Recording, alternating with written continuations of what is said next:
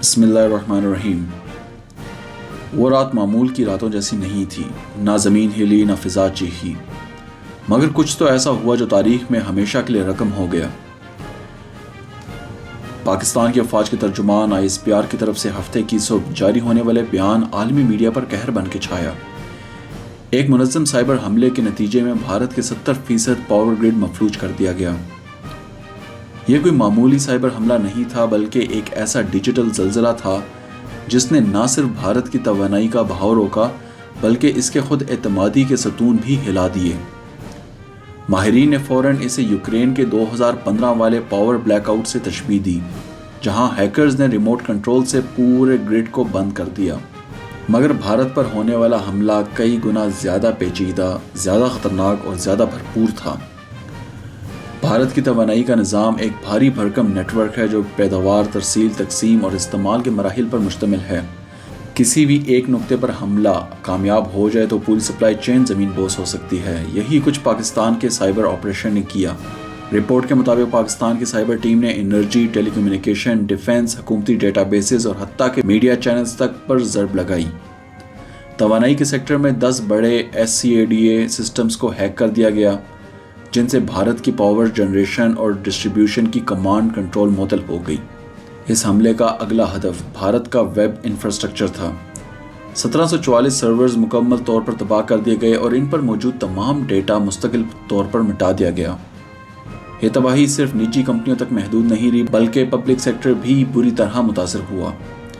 Indian railway جیسے اہم قومی ادارے کا مکمل ICT ڈھانچہ برباد کر دیا گیا۔ دلی گیس ڈسکام اور کشمیر الیکٹرک ڈسکام کے آپریشنز رک گئے اور روزانہ کی بنیاد پر کروڑوں صارفین کی معلومات زندگی متاثر ہوئے۔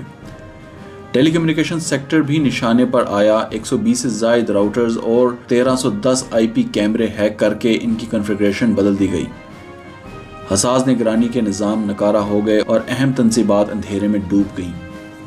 ایک ساتھ 13 حکومتی ویب سائٹس بشمول crime research investigation agency, authority of India اور دیگر اہم ایجنسیز کو ڈیفیس کیا گیا۔ ساتھ ہی ساتھ 110 بڑی کارپوریٹ ویب سائٹس بشمول بھارت ارتھ موورز لمیٹڈ اور ہندوستان ایروناٹکس لمیٹڈ کو بھی ہیک کیا گیا۔ لیکن شاید سب سے زیادہ ہولناک مرحلہ تب آیا جب پاکستان کی سائبر ٹیم نے بھارت کی ڈیفنس اور حساس ڈیٹا بیسز تک رسائی حاصل کی۔ 150 سے زائد حساس ڈیٹا بیسز ہیک کیے گئے، جن میں border security force, Indian air force اور مہاراشٹر الیکشن کمیشن کے ریکارڈ شامل تھے۔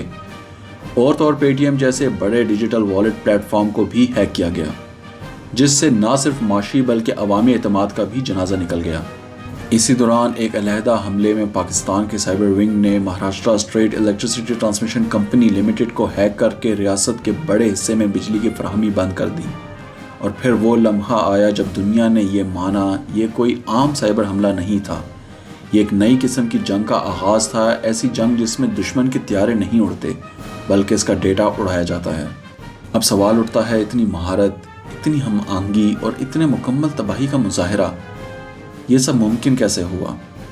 شاید اس کا اشارہ ہمیں نیٹ فلکس کی مشہور زمانہ سیریز منی ہائسٹ میں ملتا ہے، جہاں پروفیسر اسپین کے ملٹری سسٹمز ہیک کرنے کے لیے ایک ٹیم پاکستان سے ہائر کرتا ہے۔ کہانی کے کئی موڑوں پر پاکستانی ہیکرز پروفیسر کی ٹیم کو نہ صرف تکنیکی مدد فراہم کرتے ہیں بلکہ اسپین کی ملٹری اور گورنمنٹ سسٹمز میں دراندازی میں بھی کلیدی کردار ادا کرتے ہیں۔ یہ کوئی فلمی مبالغہ نہیں بلکہ ایک اعتراف تھا کہ دنیا آج پاکستانی سائبر مہارت کو تسلیم کر رہی ہے۔